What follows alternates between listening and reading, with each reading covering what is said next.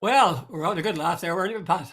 I'm Yeah. not sure we're really. Well, no, it was just as well that we weren't recording that. But I don't know if we're fit to go on to the public gaze. Anyway, this is an historic day because the new leader of the Conservative Party and therefore the Prime Minister of United Kingdom has been decided, and it is shock horror.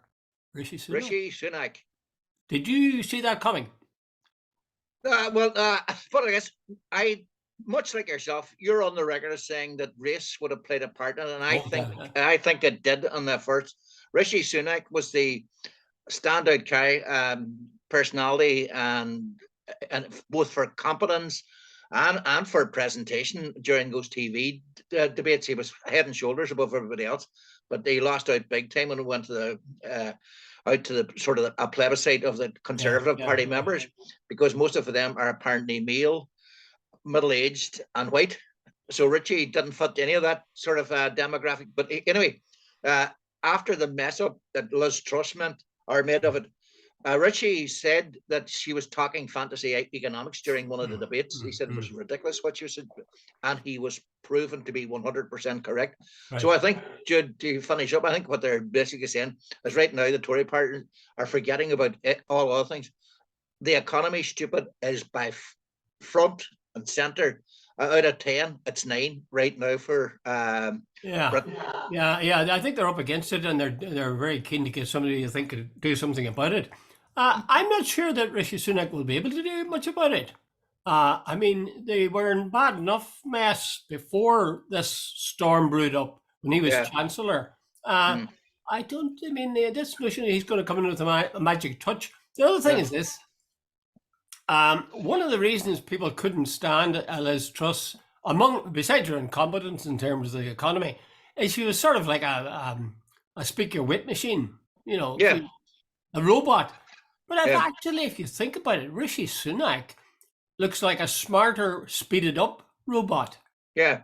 There's very little humanity there in a way. Do you not find that? Look, he's all fine. He smiles at me, but Jude, what he stands for, I haven't a clue. I don't know what his position in regard to Northern Ireland is. He's a Brexiteer. He's a Brexiteer. Yeah. I think he's supported that. But you know, someone when it comes to the protocol and so on. But I think between he and his wife, they're close to sort of billionaire. They're worth at least 600 million, and that's apparently a conservative figure. And I've never heard him saying anything other than the usual thing about the economy. I don't know what he stands for socially and so on, or anything like that. So, Jude, I really don't know. But the thing about it, right, Jude? We're there's a sort of, what would you say, a world crisis in terms of security. There's a financial crisis. There's an energy crisis. What other crisis is there? Inflation. Well, that's part of it. Financial. Jude, they're coming in and all this, and there's a war in Ukraine, and Britain. We keep saying this, but it is true. Britain at this stage, they don't have the bandwidth to start another row with somebody. They need the EU to be friends with them.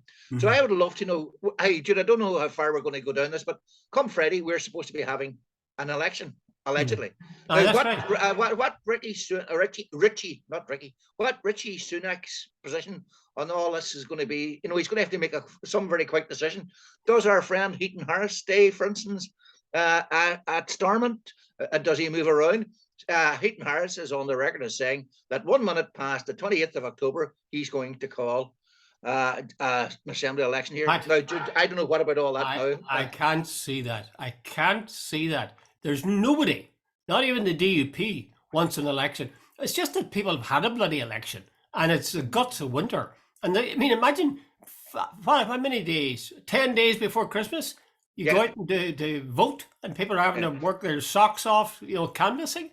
Yeah. I don't see it happening. And it wouldn't change, as everybody says, it wouldn't change anything, probably. Yeah. It would be more or less the same sort of balance. In fact, the only thrill in it might be that the DUP would lose a few seats. Really, you see the thing about it, contrary to, I think they, as I keep saying, the DUP never miss an opportunity. And I think they're going to make a balls up again, because I think they're working on the basis that their hardline status on the protocol is going to bring the PUL community towards them. And I think it's a lot on I think a lot of people who right now are worried about heating and eating, about the health, waiting lists, about. Dude, I wouldn't fancy being a DUP person going knocking at the doors in some sort of middle class areas or even working class areas right now, where people said, look, if you guys are in Stormont, we could get 400 quid right away for our electricity bills. We could get some of these health things sorted out. So, I don't know. They'll pitch it as sovereignty, as they've been doing to some extent. They'll pretend that up to now, they've been saying it's bad for business and so on. And of course, sovereignty as well. If there's an election, you can bet your life they'll be putting a terrible weight on sovereignty and not so much on the economy. Because part of the reason the economy is so bad here is that they wouldn't go into government after being elected. So I would say they'd push that. The thing is, what happens then? Do unionists rally to the cause and say, yes, our union with Britain is imperiled? Or do they say, that's ridiculous. We know that there's a Good Friday Agreement. We know there has to be a plebiscite and see who wants to be part of United Ireland and so on. That's going to come eventually. So it doesn't make sense to go down this sort of mindless road of saying, oh, our sovereignty is under pressure now. We must do something. You see, the DUP have made themselves very unpalatable. There's something, it's sort of unthinking digging in with the likes of Sammy Wilson and so on as their spokespersons. I'd be amazed if a lot of soft unionists haven't been put right off the DUP. And some are in it. By the way, I read someone on Twitter yesterday, and Jim Allister was basically suggesting that the DUP were ready to sell out the Protestant and Unionist community by going into. He was basically saying if they go into government with Sinn Féin at Stormont, they have sold out the unions. Jude, go on and tell me what you read on that. If they don't go in, what's Jim Allister actually saying? That if it looks like the Nationalists are getting top dog, the unionist community, is that what he's saying? Well, I don't think it is actually. I'd be reluctant to say a good word for Jim. No, that's not true. He's not a bad guy. But I think that he's right to a degree in saying our sovereignty is being imperiled. Well, one of the things is they'll be under EU law. The European Court of Justice will operate here as distinct from in other parts of the UK. Yeah. The second thing is that there are different rules in terms of how they trade and so on, although that's to their advantage. But there is it has as part of that uncoupling of the North from the rest of the UK. So I kind of agree with them. Now, the other side of that coin, of course, is that it's a huge advantage in terms of economics. They certainly having problems with east-west trade, but I mean, they can sit down and work that out. If they're agreeing to a green and a red channel and trusted traders and all the rest, what the hell more do they want? I just think they're clinging onto this as a sovereignty issue, and in a way, I can see why they would do that. Yeah. And if I was a unionist, if I was a hardline, but Judy, that's not quite what he said yesterday, or what I read. Sorry, he wouldn't necessarily, but they might be thinking it.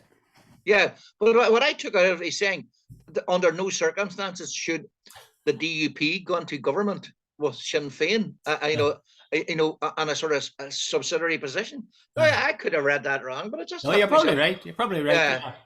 He's speaking out loud what all the DUP is thinking, and most people are thinking that's really one of the big stumbling blocks for them is the thought of being second. Of course, the trouble is it's not just being second in command. Yeah, it's all part of a cascade of things that have been happening over and over to the years, right to this point. And this seems a big sort of like going down the stairs. And this is a big step we're going to be taking this last one, where we're going into government with these guys, and they are on top of they're the top dog, and we're having to. The DUP frequently remind me. Remember Comic Alali, the Saddam Hussein's press spokesman.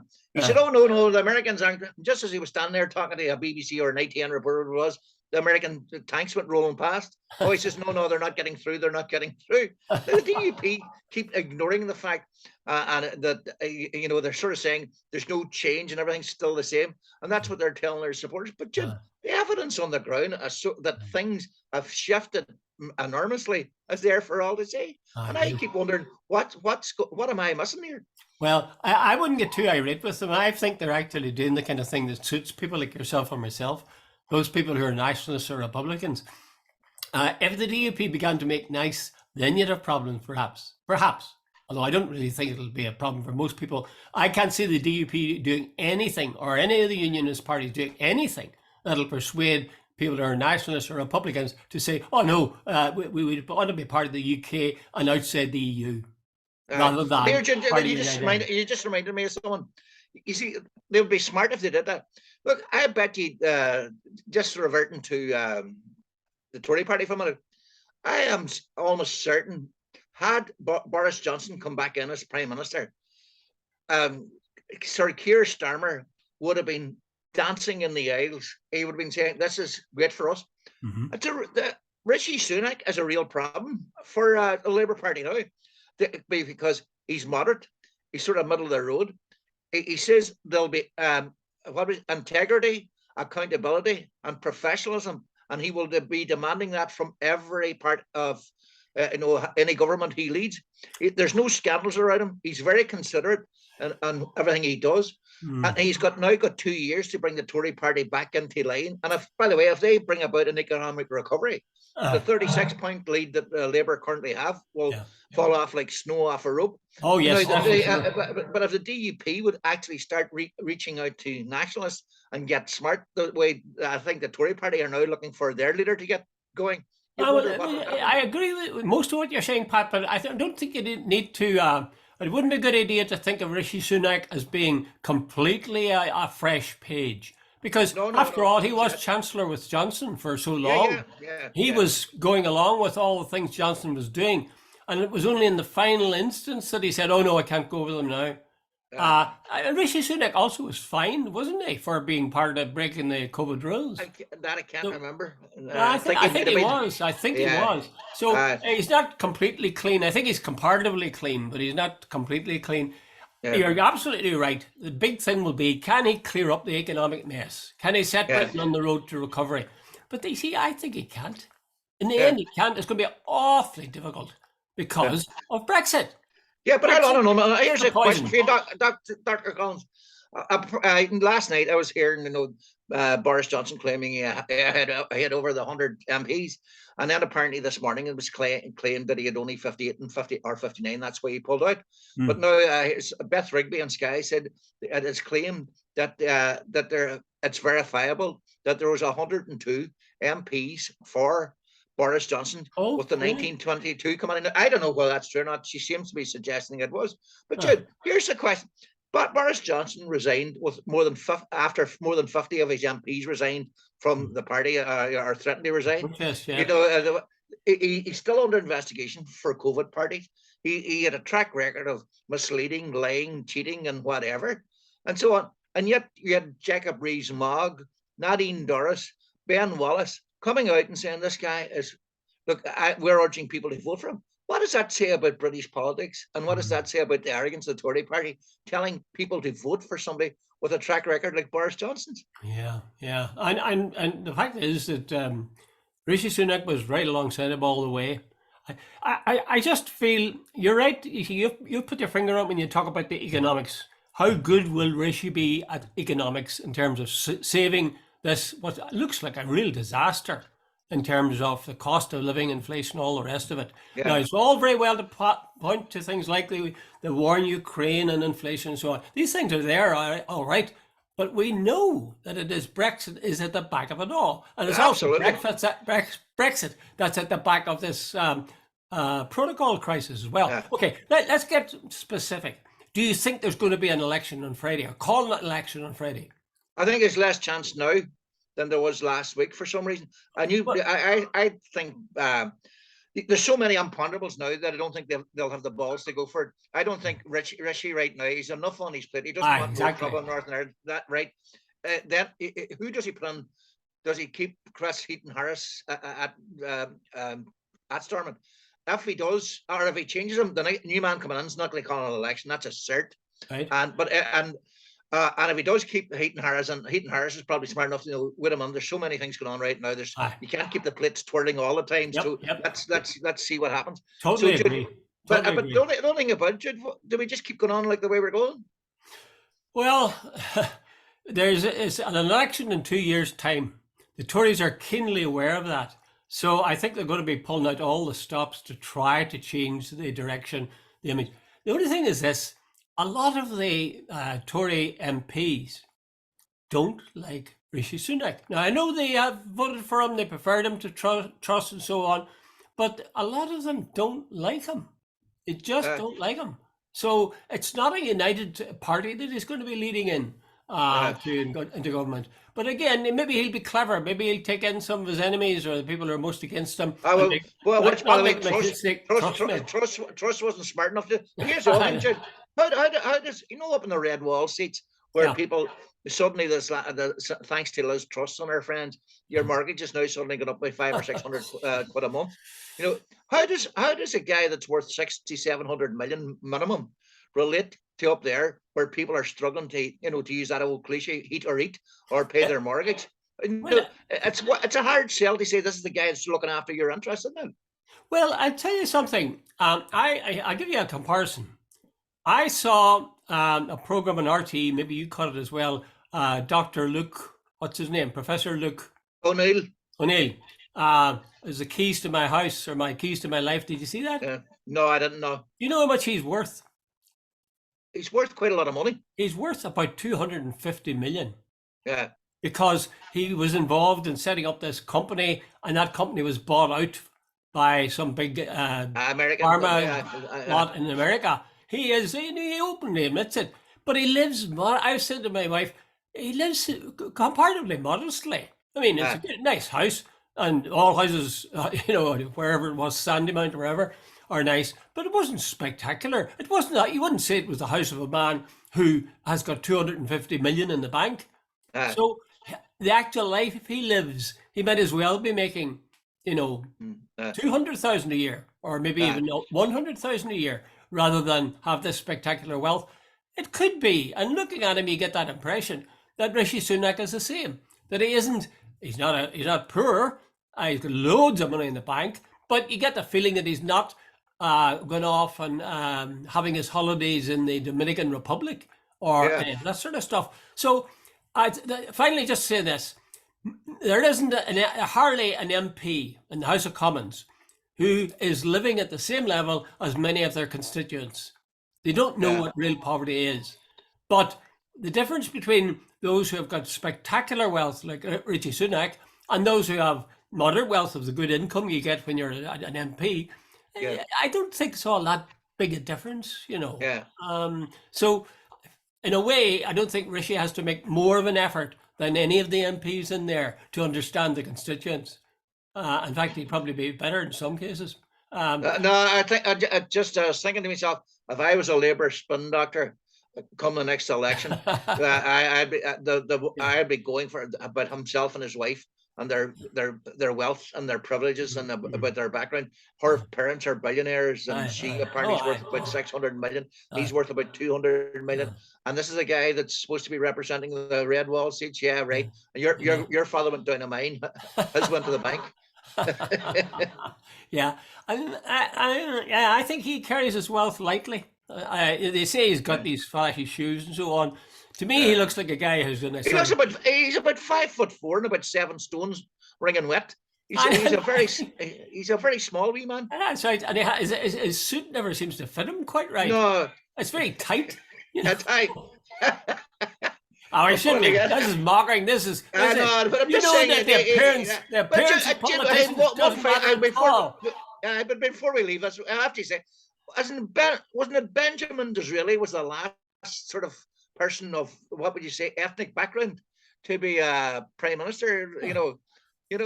So that always baffles me, actually. It always baffles me. How in the middle of the 19th century, I think, did Disraeli, who was Jewish, how in God's name did he get to be prime minister? Yeah, with all the prejudice and the bigotry and whatever, and the class his system. opponent was Gladstone, who was a real heavyweight, you know. Yeah, but there you go. Yeah. Fair play to Richie in another way. He's broken a glass ceiling of some kind. Yeah. Okay, let's briefly turn to O'Connell Street, can we? The Primetime did an item on it, and they pointed out the place is full. Well, I think we've talked about this a bit before, but the place is filled with guys taking crack cocaine. It's messy. It's rubbish everywhere. It's awful. The Gardaí aren't really pressing their law and order on the place.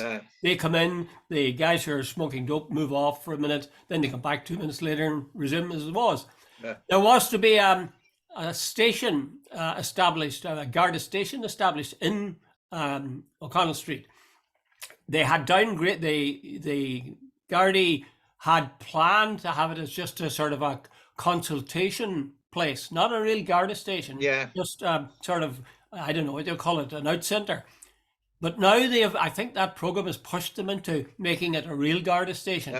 Whether that'll make a difference, I am a bit doubtful. I think it's got to do with the economics of the place. I think it's shameful.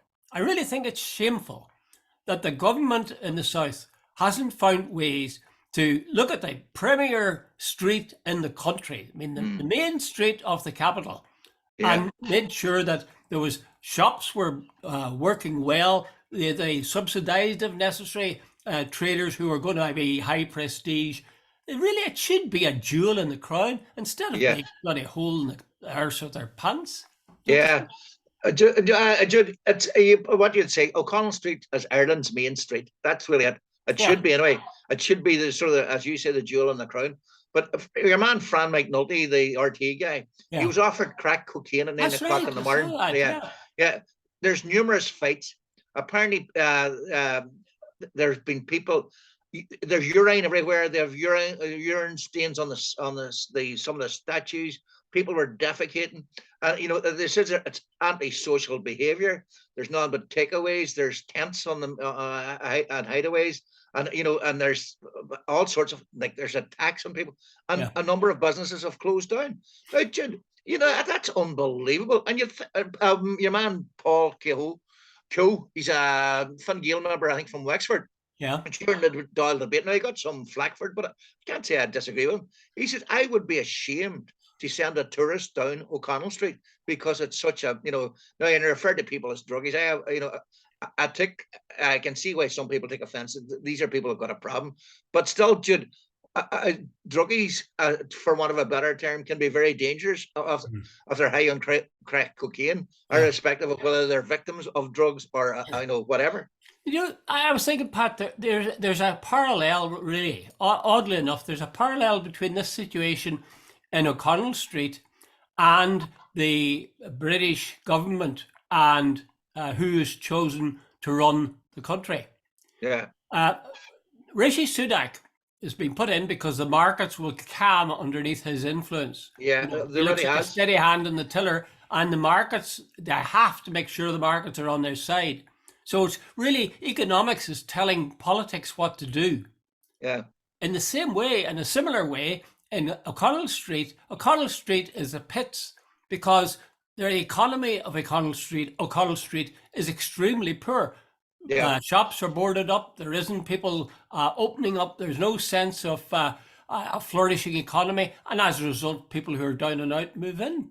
One of the businesses said they closed because people just stopped coming into town, and the only time people go down O'Connell Street now is in the cars or in public transport. At night, nobody walks there because it's too dangerous. That's right. But I'm astonished that the government, somebody like Micheål Martin, or for that matter, Leo, who will be taking over on Friday. Two big events, by the way, happening on Friday. Maybe an election here, and certainly Micheål Martin moving over so Leo can come in his tea shop. No, Jude, I don't think that's not until that's next month, isn't it? I thought it was this month. I think it's next month. No, I think it's next month. Oh, I think it's next month. Well, one of the two of us doesn't know what he's talking about.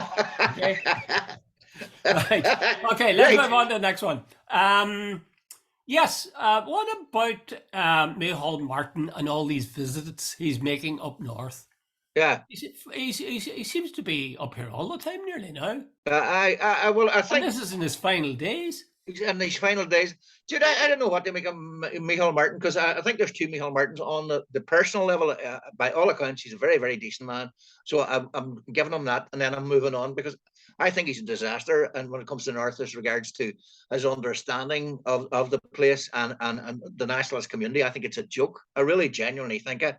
I think, when all these other people think he's a wonderful person and the nationalist community doesn't. I always think that's a sign of a sort of a John Bruton. He's sort of gone so far ahead of his own people that he hasn't brought them with him, and I'm one of them. Because, Jude, if this, he said he came up north and he met a couple of Protestant people when he was young, and that has formed his opinion of the whole. Now, Jude, that to me is like, it's about as profound or as deep as Oh, wait, wait. I'm not, no, hello, not be funny. About a pull of water out there. Like, Jude, that's not true, Jude. If you're going to talk about the North, you have to talk about the setting up of the state, how it was run, the police force, and everything else, and why people are the way they are. Now, that's my rant over. Okay, good. Now I'll do a bit of ranting. I was talking about economics earlier on. He was Micheål Martin quoted yesterday, no less. He quoted John Hume and said you can't eat a flag. In other words, the economy is what you really need to get sorted before you can start addressing politics. Yeah. Is that not true?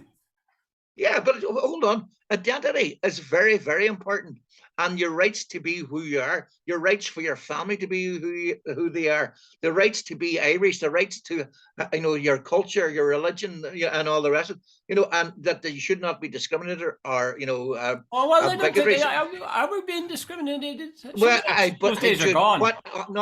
But formed the opinion of people like me and you were the days of long ago. And that's not going to change. Like, I'm too old now to suddenly become sort of a woke generation, and sort of thing. Like, I'm just too old. When I watch Are you saying they're a bigot and you can't change? Is that what you're saying? I would regard myself as totally moderate, middle of the road.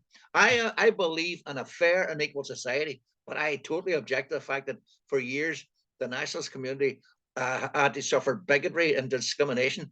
And when they protested about it, they said, "Oh, you should sit quietly and doff your cap," type thing. Yeah, but that was in the past, Pat. Is it not okay now? Should we not be?